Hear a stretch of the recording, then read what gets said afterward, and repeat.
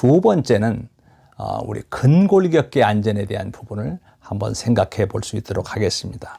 이 근골격계 질환이라는 것은 잠깐 처음에도 언급을 했습니다마는 목이라든가 어깨, 허리, 상지, 하지에 있는 근육이라든가 어떤 힘줄, 즉 인대, 신경, 작은 혈관, 말 그대로 이들 주변의 신체 조직에서 발생되는 어떤 통증이 있다든가 무감각하다든가 쑤신다든가 얼얼하다든가 이런 불편함을 포함한 이상 현상을 바로 근골격계 질환이다라고 얘기합니다. 그렇지만 이건 의학적인 진단명은 이제 아니다라고 얘기를 할 수가 있죠. 그래서 결국은 우리가 반복적인 동작을 한다든가 무리한 힘을 사용한다든가 부자연스러운 자세 이런 쪽에서 이제 나타나는 부분들이 많이 있죠. 우리가 컴퓨터를 계속해서 사용한다든가 예를 들어서 여러 가지 부분이 있습니다만은 그런 하나의 그 부자연스러운 자세라든가 반복적인 동작 말 그대로 무리한 힘을 사용했을 때 이 하나의 근골격계 질환으로 연결될 수 있는 그런 가능성이 많이 있다는 겁니다. 특히 우리 사회 서비스에 근무하시는 분들은 제일 문제가 특히 이제 넘어지는 게 문제입니다. 예를 들어서 우리 요양보호사 선생님들이 동절기에 어르신들을 서비스하러 가시다가 넘어지게 돼서 고관절이 다치시게 되면 잘못하면 그걸로 돌아가실 수 있는 이런 상황도 발생이 될 수가 있습니다. 그러니까 우리가 뭐든지 생각을 하고서 그 다음 단계에 옮겨야 됩니다. 예를 들어서 이제 실제 있었던 일입니다만 어느 요양 시설입니다. 여기에서 이제 취업을 하신 요양보호사 선생님인데 본인이 이제 점심시간에 약간 어르신들이 계신 현장하고 아마 식사하는 곳은 잠깐 떨어진 것 같습니다. 그래서 거기가 식사를 하고 자기가 가장 늦게 입사를 했기 때문에 아마 어르신들 염려가 돼서 바로 들어오셨던가 봅니다. 그런 가운데서 이렇게 어르신들을 살펴보는데 좀 체구가 좀 이렇게 크신 할아버지 한 분이 계시는데 그분이 다른 때는 말씀도 잘 하시는데 그날은 입을 딱 다물고 눈을 감고 있으시더니 참 이상하더라는 거예요. 그래서 이 요양보호사 선생님이 바로 가까이 가보니까 이미 굉장히 냄새가 많이 나는 거예요. 보니까 아마 욕창이 생겼던가 봅니다. 자기도 모르는 사이에 어르신을 체위 변경시킨다고 딱 옆으로 돌리는 순간 본인의 허리에서 뚝 소리가 나면서 그 자리에서 주저앉았던가 봐요. 그래가지고 굉장히 곤욕을 치른 이런 부분을 한번 상담을 하는 것을 들었습니다. 이제 우리가 어르신이라든가 우리가 어떤 공부도 마찬가지고 모든 것도 이쪽에서 저쪽으로 옮길 때는 먼저 우리가 생각을 하고 해야 됩니다. 이걸 어떻게 예를 들어서 특히 이제 우리 사회 서비스 쪽에 속하는 요양보호사나 사회복지사 선생님들은 어르신을 이렇게 이쪽 침대에서 저쪽 침대로 옮길 때도 우리가 둘이 옮길 것인지 한 사람이 할 것인지 이런 걸 좀 생각을 해야 됩니다. 그런 걸 생각을 않고 그냥 바로 진행을 했다가는 스스로 어떤 안전에 문제가 바로 올 수가 있습니다. 그래서 우리가 꼭 생각을 해야 되겠다는 이런 말씀을 좀 드리고요. 대개 아까도 말씀드린 것처럼 이 작업 요인에는 제일 문제가 반복적인 동작을 한다든가 무리한 힘을 사용한다든가 부자연스러운 자연자세, 이 자세 이게 굉장히 문제가 되고요. 특히 또 사회 심리적인 요인이 있습니다. 그건 뭐냐면은 우리가 직업 만족도가 있어야 됩니다. 일을 하실 때. 그래야 일이 싫으면 시간이 잘 가지 않지 않습니까? 그런 부분이 있고 그다음에 근무 조건 만족도가 있습니다. 하는 일에 비해서 나름대로 보수가 너무 적으면은 그 자체도 이제 어떤 사고로 이어지기가 쉬운 거죠. 근무 조건이 제대로 안 되다 보니까. 그리고 이제 직장 내 인간관계가 상당히 좋아야 됩니다. 이 인간관계라는 부분은 어디에서 통하게 되지만은 우리가 2006년도에 그랜트 연구 보고서라는 게 나왔습니다. 그랜트 연구는 1937년 미국 하버드 의과대학의 알리버 교수가 연구를 시작하여 1967년부터 조지 베일런트가 이어받아 완성하였습니다. 연구에 재정 지원을 한 백화점 재벌 그랜트의 이름을 따서 그랜트 연구라고 이름 지은 이 연구는 2009년 시사월간지 어틀랜틱 먼슬리 6월호에 공개되었습니다. 연구의 목적은 청년기부터 노년기까지를 종단적으로 추정 연구하여 건강한 노년기를 예측하는 심리적 특성, 사회적 요인, 생물학적 변화 과정을 확인하는 것이었습니다. 연구의 대상은 1937년에 하버드대학교 양년 남학생 268명이었고 이들을 72년간 추적 조사하였습니다. 그 중에는 존 F. 케네디와 워싱턴 포스트의 벤 브랜들리 부사장도 포함되어 있었습니다. 연구 대상자들은 2년마다 신체적, 정신적 건강, 결혼생활, 일, 은퇴, 취미생활, 그 외의 생활에 관한 질문지를 작성하였습니다. 그리고 5년마다 전문의에게 건강검진을 받으며 대상자마다 간격을 달리하여 대인관계, 경력, 노년기 적응에 관해 심층 면접을 실시하였습니다. 이러한 과정을 거쳐 2009년까지 72년간 추적하고 분석한 결과를 2009년 5월 12일에 발표하였습니다. 연구의 결과, 첫째, 47세경까지 형성된 인간관계가 이후 생애를 결정하는 데 가장 중요한 시기라고 합니다. 둘째, 평범해 보이는 사람이 가장 안정적이며 성공적인 삶을 이룬다였으며, 셋째, 연구 대상자 중 3분의 1은 정신질환을 호소하였습니다. 넷째, 노후의 행복한 삶을 위해서 고통에 적응하는 성숙한 자세, 교육, 안정적 결혼, 금연, 금주, 운동, 적당한 체중 등의 7가지 요소가 필요하다고 하였고, 이 중 50세의 5개에서 6개 요소를 지니고 있는 사람 106명 중 50%가 80세에 행복하고 건강했으며 7.5%는 불행하고 신체적 고통을 호소하였습니다. 50세의 3개의 요소를 지닌 사람 중에는 80세에 행복하고 건강한 사람이 없었습니다. 3개 이하의 요소를 지닌 사람은 3개 이상을 지닌 사람보다 80세 이전에 사망할 확률이 3배나 높았습니다. 또한 65세의 성공적인 삶을 누리는 사람의 93%가 형제자매와의 관계는 좋은 것으로 나타났습니다. 그는 이 연구를 통해 개인의 성공적인 삶에 가장 중요한 것은 자신의 삶에 중요한 의미를 지니는 사람들과 관계를 지속하는 것이며 행복은 결국 사랑에서 얻어진다고 결론지었습니다. 이게 바로 이제 그랜트 연구 보고서라고 하는데, 물론 그동안에 이제 조사를 하는 사람도 여러 사람이 또 바뀌었겠죠. 근데 이분이 뭔 얘기를 했냐? 삶에 있어서 가장 중요한 것은 바로 인간관계다라는 얘기를 하고 있습니다. 그리고 행복은 사랑이다, 이런 얘기를 해요. 우리가 사람이 자산이 있습니다. 물적 자산, 돈이죠. 그 다음에 인적 자산이 있습니다. 그리고 더 중요한 게 바로 사회적 자산인데, 사회적 자산에는 내가 누군가와의 신뢰관계입니다. 얼마나 신뢰관계가 있느냐.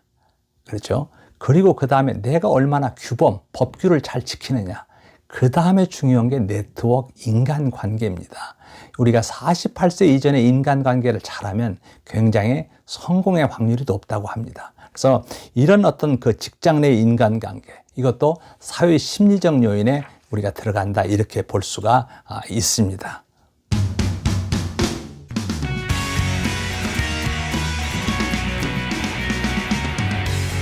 건강 진단에 대한 얘기를 좀 드리려고 합니다. 여러분들 건강 검진 1년에 한 번씩 받으시죠? 건강 검진은 꼭 받으셔야 됩니다. 제 주위에도 한 분이 건강 검진을 한 번도 안 받으셨는데 제가 많이 좀 얘기를 했습니다. 그래서 몇 년 전에 아마 건강 검진을 받으셨는데 바로 위암 초기가 나왔습니다. 물론 그분 같은 경우는 한 800만 원 정도 들 것을 아마 100만 원으로 치료를 한 것 같습니다. 돈이 문제가 아니고, 그렇다고 해서 건강검진이 다 걸러주는 건 아니지만은 우리가 건강검진을 통해서 그 나름대로 소소한 것은 다 걸러질 수 있다는 겁니다. 그래서 건강검진은 꼭 받으셔야 된다는 거죠. 우리가 건강하면 어떻습니까? 건강이라는 것은 신체적으로 아픈 것이 없고 정신적으로 건전하고 또 사회적으로도 평안한 상태, 이걸 갖다 건강하다, 이렇게 얘기를 하죠. 그런데 우리가 이 건강에 대한 부분은 직장에 취업을 하시게 되면 건강 검진을 받고 여러 부분 이제 건강 진단을 받습니다만, 이 건강 진단이 이제 여러 종류가 있습니다. 일반 건강 진단은 말 그대로 일반 근로자를 대상으로 하는 이제 건강 진단이라고 볼 수가 있죠. 사무직은 2년에 1회 이상, 기타 근로자는 1년에 1회 이상 이제 건강 진단을 받으셔야 되죠. 그 다음에 특수 건강 진단이 있습니다. 이건 유해한 작업 환경에서 근무하는 근로자에 대해서 실시하는 이제 건강 진단이다 이렇게 볼 수가 있는데 유해 인자의 종류에 따라서 6개월에서 24개월 정도 그 주기로 실시를 합니다. 그래서 소음이라든가 유해 인자에 노출되는 그런 데 노출되면 어떤 그 직업병이죠. 이런 것들을 조기에 발견하기 위해서 말 그대로 특수 건강 진단이 있고요. 그 다음에 우리가 취업을 하시게 되면 배치 전 건강 진단이라든가 수시 건강 진단분이 있습니다. 그리고 직업병 유소견자가 발생하거나 여러 명이 질병에 걸릴 그런 우려가 있는 경우에는 지방노동관서의 명령에 따라서 실시하는 임시 건강진단도 있습니다. 그리고 또 그 중에는 건강관리 수첩 소지자들이 있는 그 건강진단이 있습니다. 예를 들어 성면이라든가 이런 발암물질을 다루시는 분들은 바로 이 건강관리 수첩을 소지하게 되어 있고요. 매년 1회 건강검진을 실시를 하게 되어 있는 부분입니다.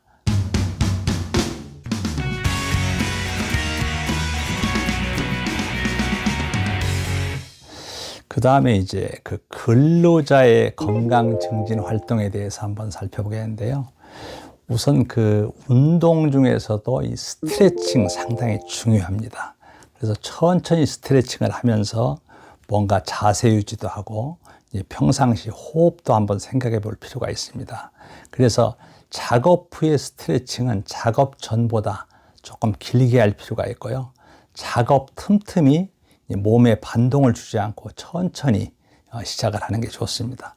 그래서 스트레칭 자세는 1회에 한 10초에서 30초 정도 이제 유지를 하고요. 그리고 스트레칭을 할 때는 평상시 호흡을 잘 유지할 필요가 있습니다. 그리고 주위에 그 작업자, 옆에 작업하시는 분들 이거 신경 쓰지 말고 꾸준히 실시를 할 필요가 있다는 얘기죠. 그 다음에 이제 우리가 중요한 게 바로 골고루 먹는 게 상당히 중요하다 얘기할 수가 있습니다. 이 칼로리라든가 이런 그 칼로리 섭취율 자체를 10%에서 30% 줄이면은 면역력이 아마 50%까지 높아진다고 그래요. 그리고 어떻게 보면 서구 식단이라든가 회식이라든가 야식 이런 것으로 인해서 칼로리 섭취가 지금 상당히 높아지고 있는 게 이제 건강의 유해 요소다 이렇게 볼 수가 있습니다. 그리고 영양 섭취 기준 대비 그 3배에 달하는 그런 나트륨을 이제 과잉 섭취하고 있다 보니까 이거 염분 섭취율 이걸 줄이면 아까도 말씀드린 것처럼 혈압을 줄일 수 있는 부분이 되죠. 그리고 대개 보면 이제 근로자의 70%가 굉장히 빠르게 식사를 하고 있다는 얘기죠. 식사를 조금 여유 있게 해야 되는데 이 불란서에서는 식사 시간을 2시간 한다고 그러잖아요, 여러분들이. 근데 되게 이제 빨리 하다 보니까 46%가 이 속쓰림이라든가 또 20%가 이유식도 역류 질환 이런 것들을 호소하는 그런 경우가 상당히 많이 있다고 그래요. 그리고 아침을 걸식하는 그런 근로자가 아마 22.8% 정도 된다고 그래요. 그런 사람들은 혈당치가 저하가 되고요. 무기력이라든가 집중력이라든가 이런 저하를 상당히 경험을 하게 된다. 이런 부분들이 얘기를 하고 있습니다.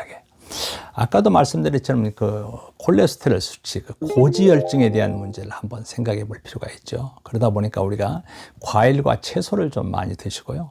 유산소 운동을 하고 꼭 금연을 하셔야 될 일입니다. 그래서 특히 고지혈증은 혈중 콜레스테롤 농도가 높으면 바로 동맥경화증이 촉진이 되는 그런 경향이 있고요. 또 협심증이나 심근경색 등 심장 질환이 발생해서 돌연사 위험이 높을 수 있다는 거죠. 특히 45세 이상 남성이라든가 55세 이상 여성, 특히 조기 폐경된 여성이라든가 가족력 흡연이라든가 이런 것들은 이런 고혈압은 말 그대로 고지혈증 발병 가능성이 굉장히 높을 수 있다라는 측면입니다. 그래서 이 고지혈증을 예방하기 위해서는 가능하면 저칼로리 식사를 할 필요가 있고요. 또 이 비만이 있는 사람들은 좀 비만을 치료해서 표준 체중을 유지를 해야 됩니다.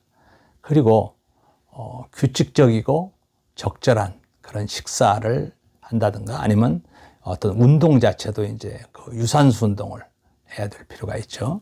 그리고 고지혈증의 원인이 되는 당뇨병이라든가 갑상선 기능 저하증이라든가 신부전증을 꼭 치료를 해야 된다는 얘기입니다.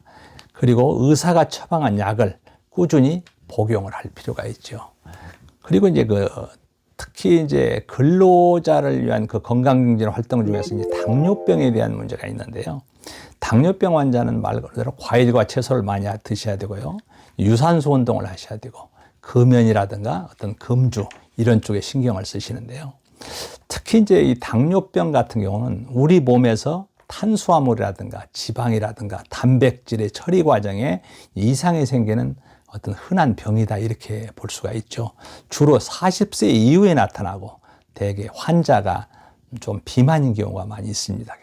그래서 뭐 피로라든가 잦은 소변이라든가 심한 갈증이라든가 또 때로는 체중이 감소가 되고 어떤 때는 시력이 감퇴가 되고 잦은 감염이라든가 상처가 잘 아물지 않는 그런 모습을 볼 수가 있습니다.